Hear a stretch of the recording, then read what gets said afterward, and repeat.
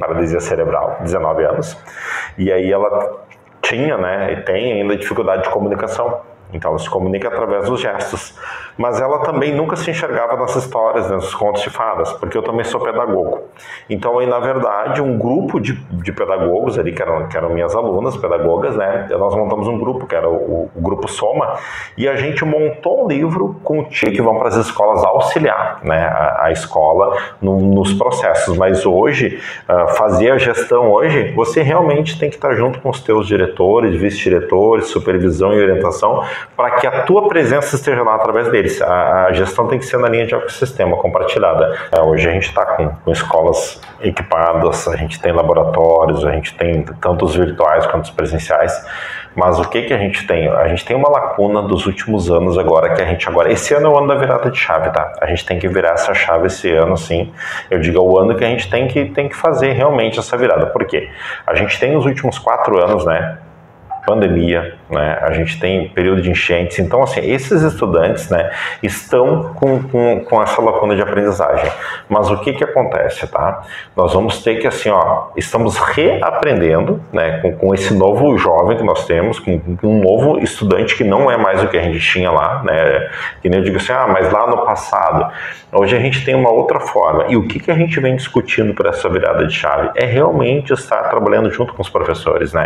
Se tu pensar a Finlândia, por exemplo, a Finlândia investiu no início dos anos 2000 na tecnologia. O que a Finlândia fez agora, o ano passado? Retirou novamente os celulares e voltou pro livro, porque assim, e usando tecnologia, ela usa a televisão smart, usa o computador, mas o celular a Finlândia retirou, porque ela percebeu o abismo que se criou na aprendizagem.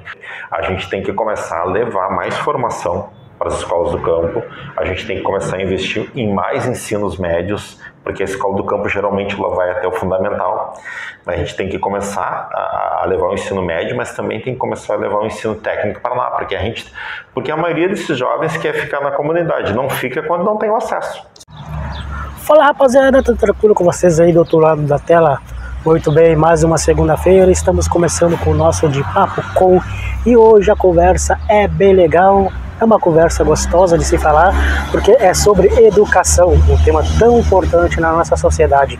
Então nós fomos até a 12ª Coordenadoria Regional de Educação na cidade de Iguaíba, que atende a região carbonífera, Costa Doce e Centro-Sul, para conversar com o coordenador, o professor José Felipe, que assumiu a pasta no final do ano passado, substituindo a professora Claudete Oliveira, que foi para a Secretaria Municipal de Educação de Rio Grande do Sul. Então nós conversamos sobre educação, sobre as escolas, sobre as distâncias que existem entre as escolas e a coordenadoria, e também sobre as notas do IDEP, que infelizmente ainda continuam baixas para a nossa gurizada, e sobre o futuro das escolas de educação no Brasil e no Rio Grande do Sul. Então te convido a deixar o like, comentar e compartilhar. Por que eu peço para você fazer isso?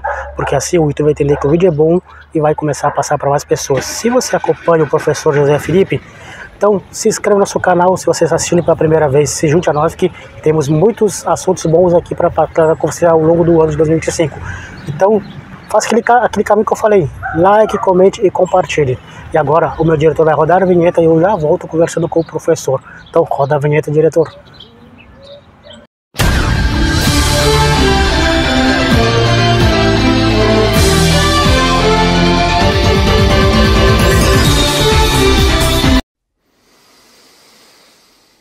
Bom, então pessoal, vocês já viram aí na nossa abertura, hoje o nosso papo é educação. Vamos começar uma série aqui sobre esse tema tão importante para a sociedade.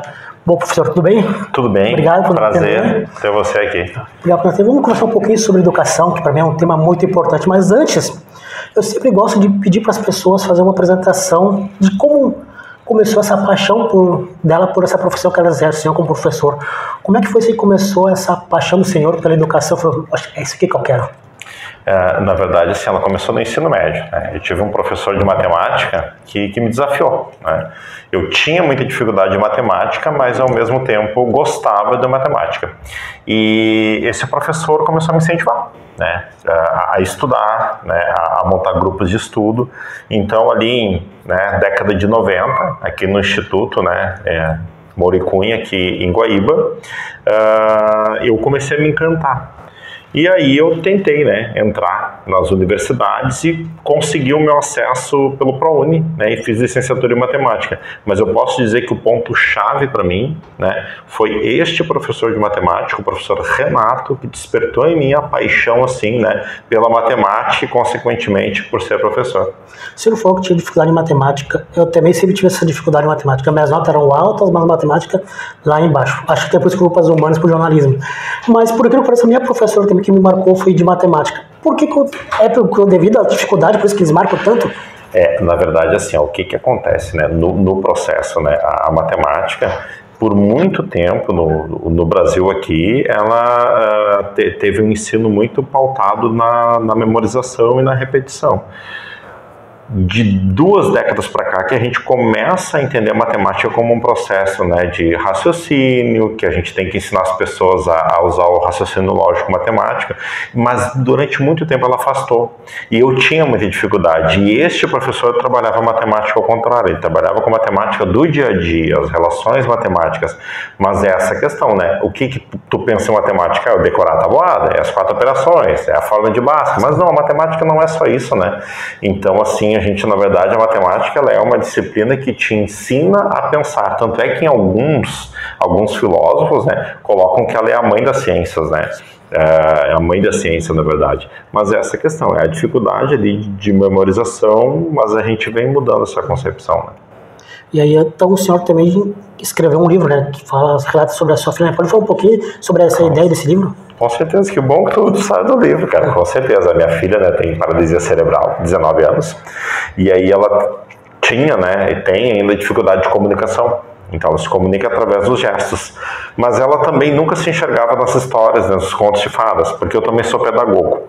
Então aí, na verdade, um grupo de pedagogos ali, que eram minhas alunas, pedagogas, né? Nós montamos um grupo, que era o Grupo Soma, e a gente montou um livro com o tipo de comunicação que a Priscila, a minha filha, tem, né? Teve 2 edições já esgotadas e tudo mais assim.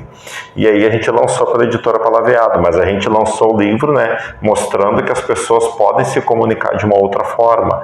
E aí a gente lançou o livro ali em 2019, né? E o livro conta um pouquinho da questão da paralisia cerebral, dos sentimentos, mas de uma forma lúdica. E ele é um livro assim mais para criança, né, dos anos iniciais, assim. E tem como adquirir ainda? O seu filho estava esgotado, não tem mais? Vai ter, nós vamos ter a 3ª edição ali, que acho que a partir de março a gente já está com a 3ª edição, e é pela editora Palavreado. A Débora Jardim aí, que é a nossa parceira aí, com certeza já vai ter o livro aí para o pessoal adquirir. E outra, ele é um livro com preço social, né? R$20 cada livro, de cobra só para os custos de impressão mesmo. Ok. Então agora eu quero entrar no tema de educação com o senhor. O senhor assumiu aqui a 12ª CREA, no lugar da professora Claudete, foi para o Eldorado, lá, assumir a secretaria de lá. Como é que surgiu esse convite para o senhor vir? Como é que funciona? Eu me lembro que antigamente era por cargos de confiança. E acabou, né? Parece que agora é por concursos, né? Acabou. Agora é o processo do Qualifica, né? A gente participou de um concurso, né?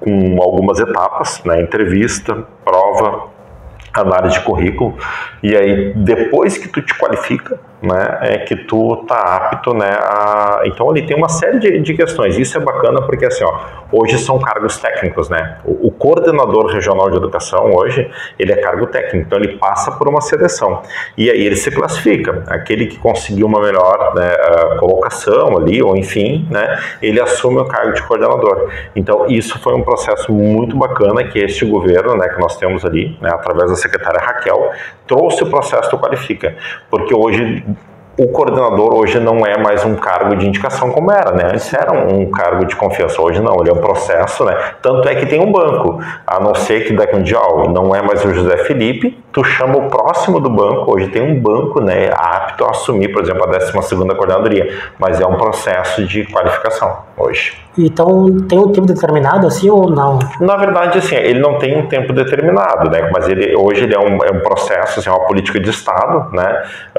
que, na verdade, hoje nós estamos no governo ali, né, do Leite, tudo com a secretária Raquel, e na verdade assim, você não tem um tempo fim, né, então, e claro, ele é um cargo que te traz desafios e você tem que também gerar resultados para a educação, né, mas ele é um processo de qualificação que tu fica apto para os cargos estratégicos do governo, né. Sim. Então o senhor assumiu aqui a 12ª CREA. Geralmente quem assume essa região aqui, seja qualquer função, seja um bispo da igreja católica, um pastor para a igreja evangélica, ou alguém que está ocupando uma empresa, eles sempre falam da distância que existe de um lugar para o outro. Como é que é ser coordenador e coordenar com essa distância das escolas? Por exemplo, o Aíba Dourado é pertinho, 10 minutos, ok, beleza. Mas Barra do Igueiro já é 40 minutos, Sertão, 1 hora. Como é que funciona para um coordenador estar presente? Na verdade, a gente vai até, se tu pensar, até lá do Dom Feliciano, né? Então, na verdade, a gente hoje tem 19 municípios, e qual é a minha linha de trabalho, né, que é a questão da gente trabalhar e capacitar muito bem os nossos diretores, né. A gente tem um grupo de diretores que passou por um processo de formação, né, de seleção. Semana passada nós estávamos em Porto Alegre na posse deles, e qual é o braço, quais são os braços do coordenador, né, lá são os diretores de escola. Então, a gente vai estar muito presente nas escolas, através dos diretores, mas também através da mentoria pedagógica, que hoje nós temos os mentores, né, que são da coordenadoria, que vão para as escolas auxiliar, né, a escola nos processos. Mas hoje, fazer a gestão hoje, você realmente tem que estar junto com os teus diretores, vice-diretores, supervisão e orientação, para que a tua presença esteja lá através deles. A gestão tem que ser na linha de ecossistema compartilhada, senão tu não consegue estar de forma física lá, né? Então hoje realmente é na gestão compartilhada que a gente vai estar em todas as escolas. O senhor falou da formação dos diretores. Eu vi uma reportagem em algum jornal, no site, não me recordo agora, que teve essa formação com os diretores das escolas daqui da região. O objetivo dessa formação, desse encontro, como é que foi? Na verdade, assim, a gente teve também uma surpresa assim, para os diretores, que foi a palestra com o Leandro Carnal, né, que falou sobre as funções da direção. Mas o objetivo maior, né, é discutir as questões ali dos nossos índices de aprendizagem, as questões de inclusão, de equidade, mas foi realmente um mão na massa. Os diretores passaram, né, o dia inteiro ali na Unicinos Porto Alegre, discutindo o IDEB, os resultados da escola, o que significa o IDEB, porque o IDEB não é simplesmente um número, né, ele é o direito de aprendizagem do aluno, é o direito o direito e o dever do professor ensinar, né, mas na verdade, assim, a gente passou realmente esses dias lá imersos e estudando as políticas educacionais ali, e como a gente, né, vai alcançar resultados e como a gente vai manter os estudantes na escola. É isso que a gente passou. Foi uma oportunidade para discutir essas questões. O senhor tocou no IDEB, que estava na minha pauta, então já vou antecipar. Infelizmente, as notas estão baixas. Né? E já eu acompanho isso aí mais ou menos 10 anos, tem uma pequena melhora, mas não aquela melhora significativa. Resumir, os nossos jovens estão saindo da escola sabendo básico de português e quase nada de matemática. Por que tem essas notas tão baixas se hoje podemos dizer que essa gurizada tem tudo? Tem laboratório de química, de ciências. Na minha época, para mim, ter uma televisão na biblioteca era o suficiente de levar de casa. A gente fez uma festa quando o CPM se juntou com a escola e comprou uma televisão. Como é que...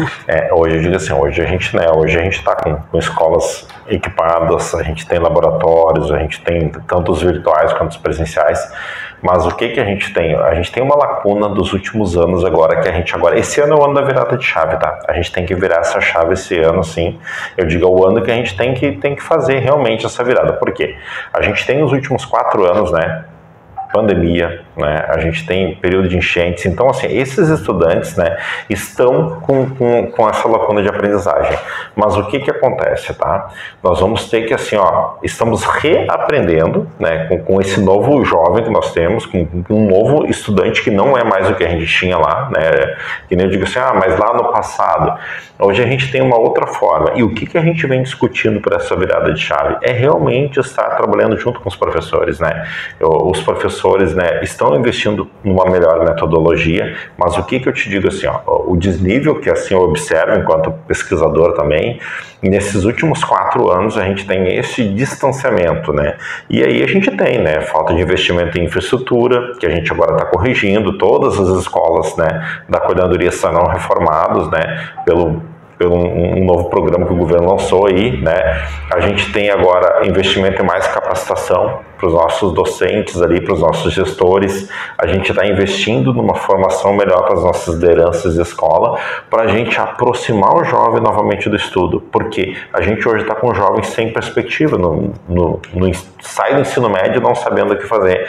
A gente agora realmente tem que fazer a virada de chave, aproximando do jovem, mas assim, ó, a gente tem que entender que a gente não tem mais aquele estudante que a gente tinha, né? Então, na verdade, é isso. Passou por um processo de entendimento e esse ano a gente vai, né, modificar aí toda essa maneira, porque o nosso professor sabe o que tem que fazer. Nós temos bons professores. O que faltava é entender este novo momento e aproximar mais dos estudantes.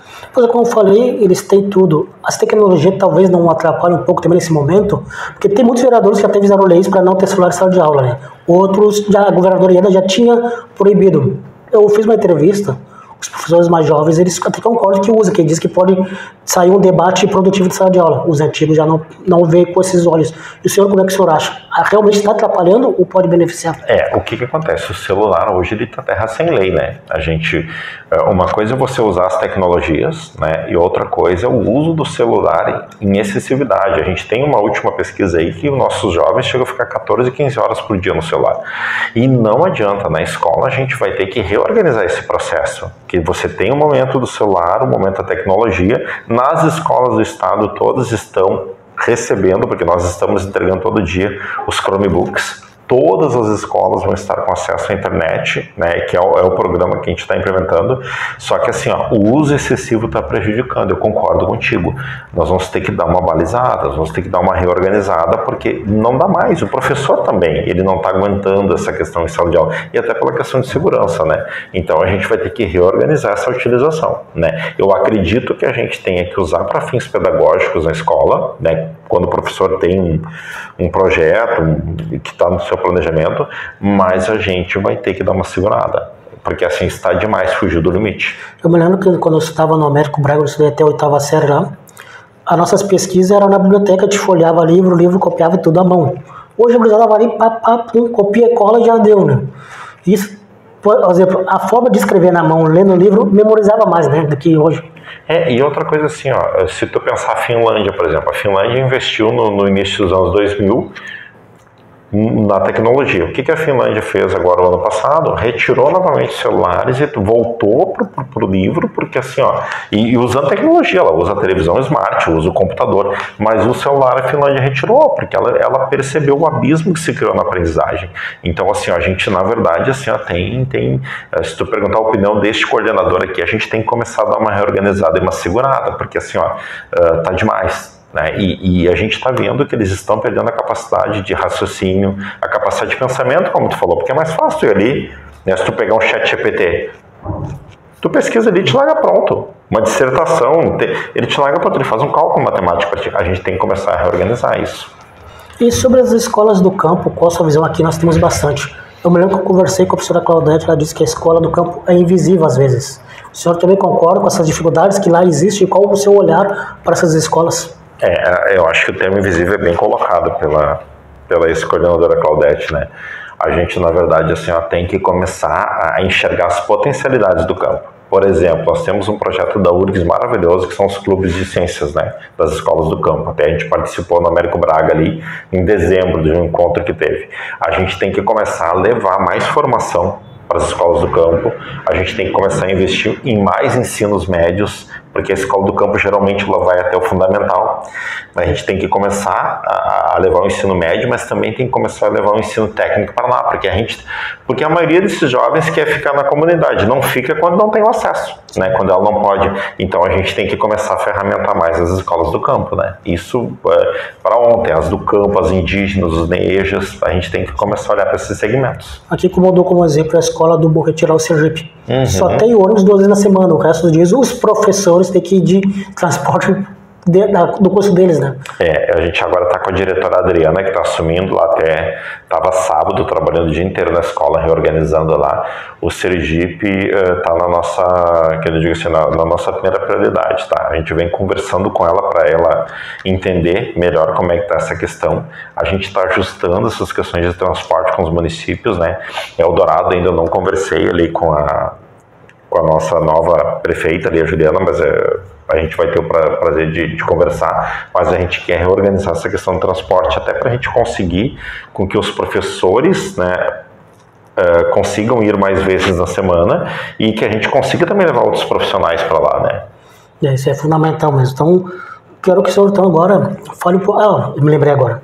Escola do bairro Primavera Livramento, ela foi municipalizada, né? Como é que foi essa transição de cargo para passar para o município? Ela foi municipalizada ainda ali na gestão da coordenadora Claudete, né? Que era a prefeitura, né, solicitou o processo, mas foi muito tranquilo, né, porque assim eu assumi assim essa parte da transição com a secretária Magda, me dou muito bem, né, até fiz estágio lá na escola quando a Magda ainda trabalhava na Pedras Brancas, mas foi muito tranquilo, né, entra com a nossa diretora Marisa, né, que era a atual diretora ali, foi um processo tranquilo, todos os professores a gente recolocou, não dispensou nenhum professor, né, todos foram, né, acolhidos nas outras escolas, e a gente entregou a escola equipada, né, com tudo. Pronto, o mobiliário só chegar para dentro e tocar. O município agora coloca o recurso humano. Mas foi uma transição muito tranquila, tá? Muito pacífica, assim, muito organizada. Então, o município ganhou uma escola nova, porque ela foi toda reformada, né, nos últimos tempos. Então, o município ganhou uma escola novinha ali, mas é uma escola que está dentro do território, né? Não é por ser municipal ou estadual, né? Ela está dentro do território e a gente fica bem feliz aí que eu sei que vai ser bem cuidada pelo Poder Municipal. Quanto ao ano letivo, daqui a um pouco já começa as aulas novamente, como é que está a expectativa, as principais metas para esse ano? Vamos ter mais cursos na 12ª carga, porque eu vejo que os jovens, muitos não têm como fazer um curso, né? Aqui no Goiânia tem assim, pensei que ainda dá às vezes. A coordenadoria pensa em fazer um curso, assim, aprimorar mais e juntar mais os alunos? Sim, na verdade a gente está com frente, tá? A gente vai tentar iniciar o processo. A gente tem 2 processos em andamento. A escola Ensino Médio de Eldorado do Sul, né, vai ter curso técnico. A escola Américo Braga também vai ter curso técnico, né? E em Guaíba também a gente vai iniciar o processo ali junto com o Moricunha também de solicitação do curso, né? Barra do Ribeiro também, hoje pela manhã eu estava reunido com o prefeito, lá também a gente vai iniciar o processo. A ideia é a gente aumentar o portfólio de cursos técnicos, tá? Para que o nosso estudante tenha a oportunidade de fazer um curso, né, de forma gratuita ali, já na escola. Então a gente teve ampliação de vagas no Gomes Jardim para o curso de administração, porque excedeu o número, então a gente abriu mais turmas. No Couto de Magalhães também a gente ampliou a questão do curso de administração. Então a nossa bandeira esse ano é aumentar os cursos técnicos, aumentar a questão da EJA também, o EJA-Tec, né, que é o EJA agora de forma profissionalizante. Então a gente agora está trabalhando nessa linha agora de expansão. Dom Feliciano nós vamos ter curso novo também, então a gente agora começou o processo de expansão. E então podemos dizer que vamos ter um protagonismo juvenil? Com certeza, assim, ó, principalmente a minha função, eu quero estar junto ali com os líderes de turma, com os conselhos, né, com os grêmios estudantis. A gente tem que trabalhar, a gente já começou ano passado, a nível de estado, a trabalhar com os jovens protagonistas, né. A gente teve um encontro aqui no Cônego Share com os jovens. E a gente, na verdade, vai trabalhar muito com essa questão da liderança estudantil. E a questão das vagas, eu me lembro que na minha época, não sei hoje, mas às vezes chegava perto da escola e não tinham todos tão matriculados.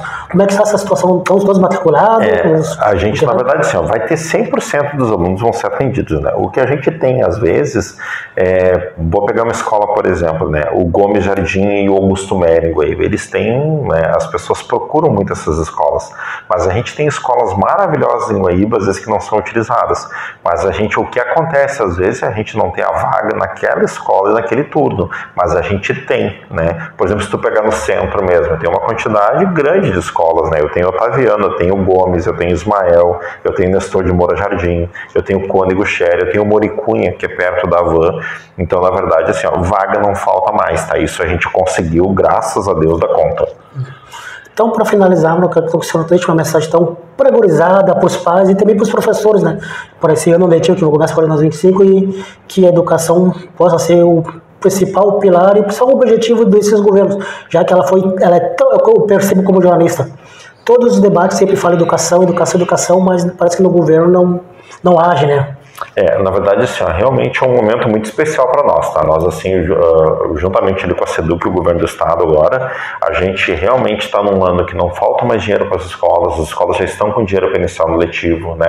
A gente quer estar muito próximo do professor, mas é um apelo para as famílias que eu faço agora, né? Venham para a escola, a gente precisa de vocês mais participativos na escola, a gente precisa estar com vocês, nos procurem na Coordenadoria Regional de Educação, porque a gente, na verdade, quer, né, ouvir, escutar vocês, e principalmente agora para os estudantes. não parem de estudar, porque a forma que vocês têm, assim, ó, mais direta de ter uma melhor colocação profissional. Então, assim, estudem. A escola ela é um momento, assim, que depois que passa, que a gente vê, né, a falta que ela faz.